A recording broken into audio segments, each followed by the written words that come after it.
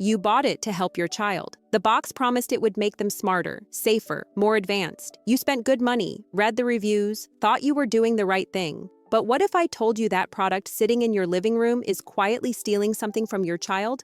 Not their safety, not their happiness, their development. Here are 5 products parents trust that science says we shouldn't.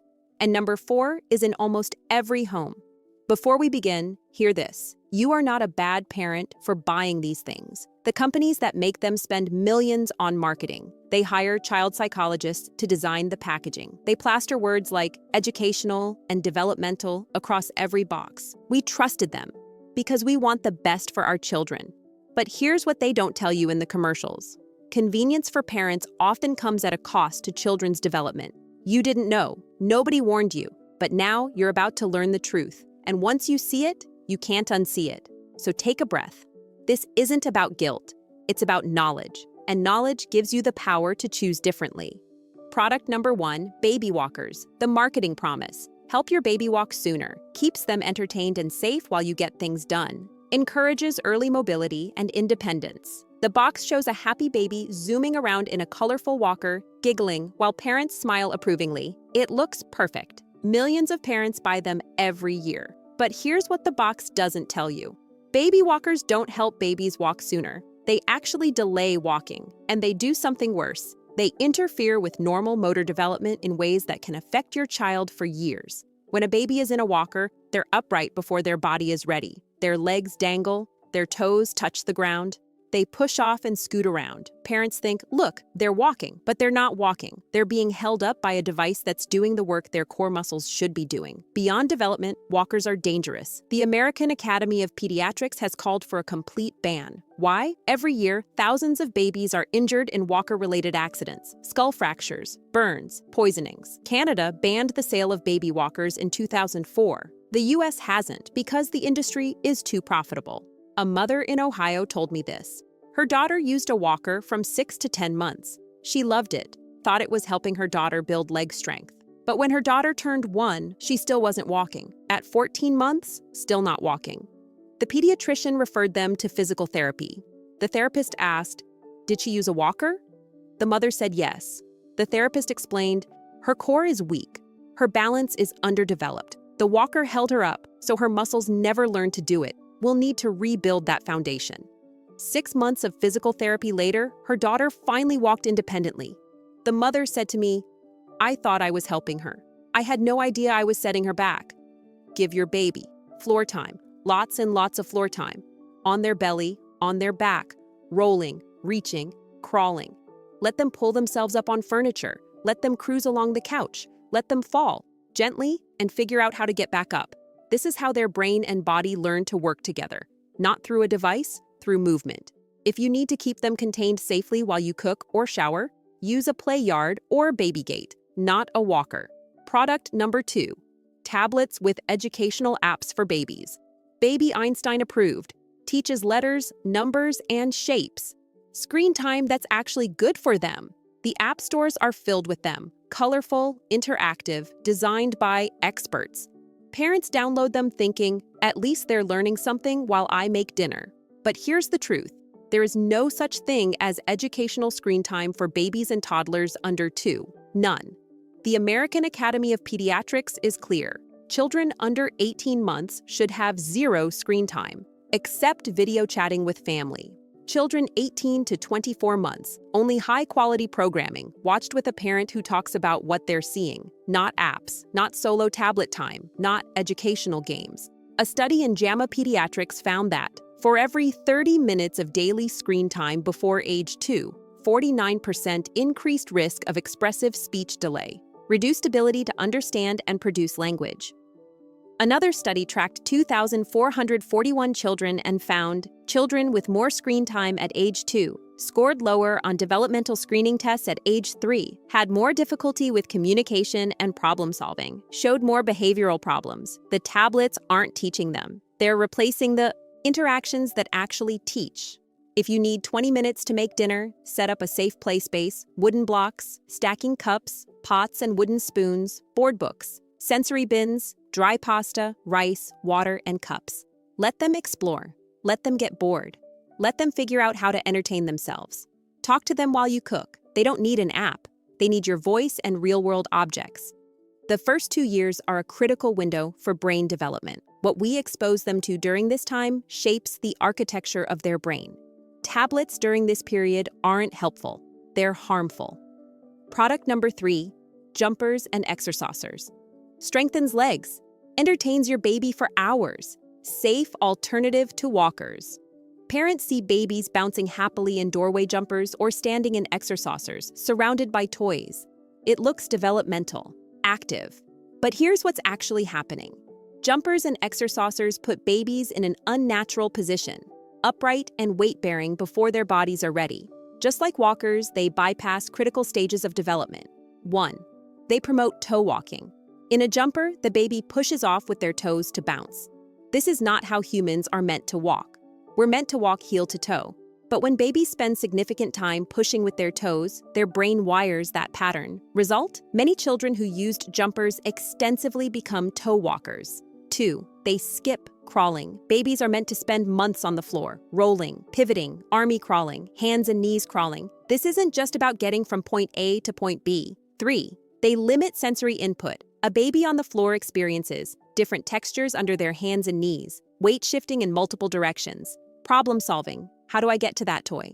Pediatric physical therapists see the effects constantly. One PT told me, when parents tell me their baby was in a jumper or exerciser for 30 to 45 minutes a day, I can almost always predict what I'll see. Weak core, poor postural control, delayed crawling, toe walking tendencies. The devices feel helpful, but they're creating problems therapists then have to fix. Limit to 10 to 15 minutes max per day. The rest of the time, floor time. Create a safe space where your baby can roll freely, push up on their arms, pivot in circles, crawl toward toys, pull themselves up on furniture when they're ready. If you need to keep them safe while you shower, use a play yard on the floor, not a device that holds them upright.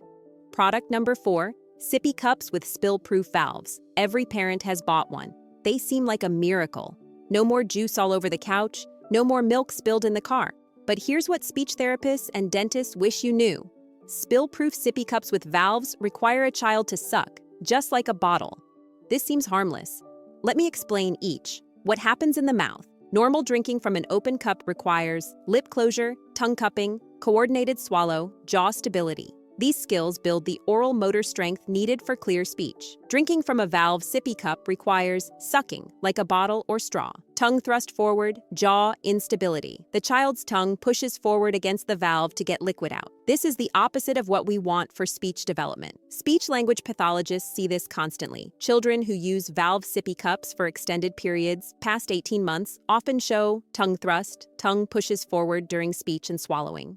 Difficulty with certain sounds, TDLN, sounds that require tongue tip elevation. Delayed speech clarity. Frontal lisp. The prolonged sucking pattern interferes with the tongue's ability to learn proper positioning for speech. Dentists call valve sippy cups bottle mouth devices. Here's why.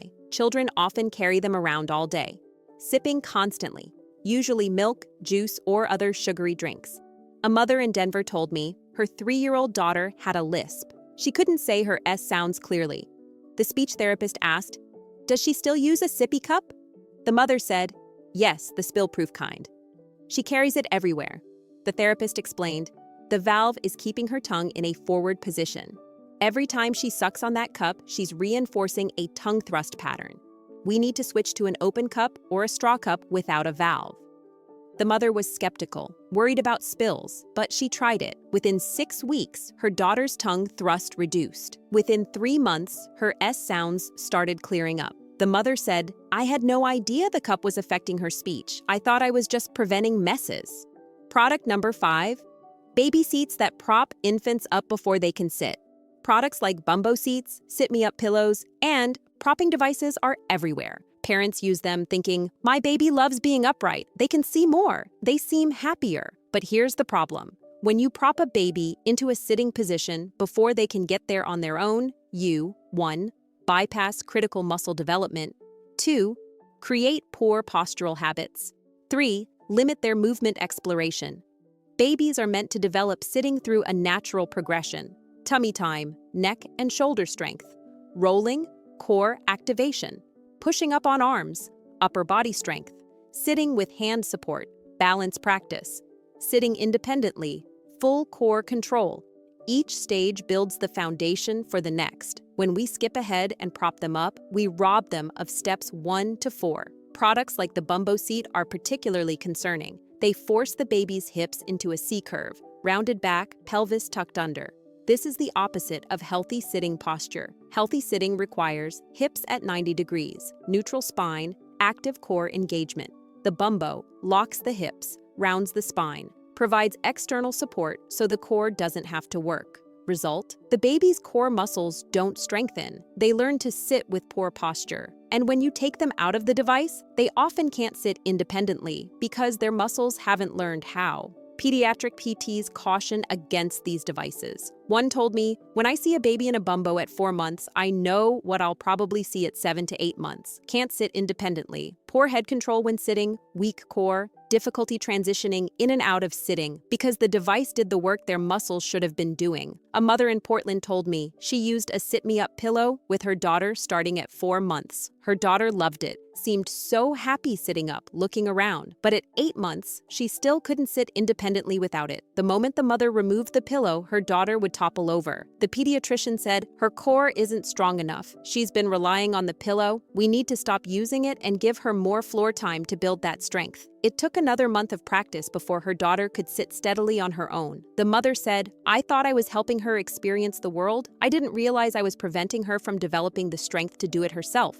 Here's the pattern across all 5 products. They promise to help development, but they actually bypass the natural process that creates development. Development doesn't happen through devices. Every time we insert a product that helps, we rob the child of the chance to build those skills themselves. Their brain is wiring during these early years.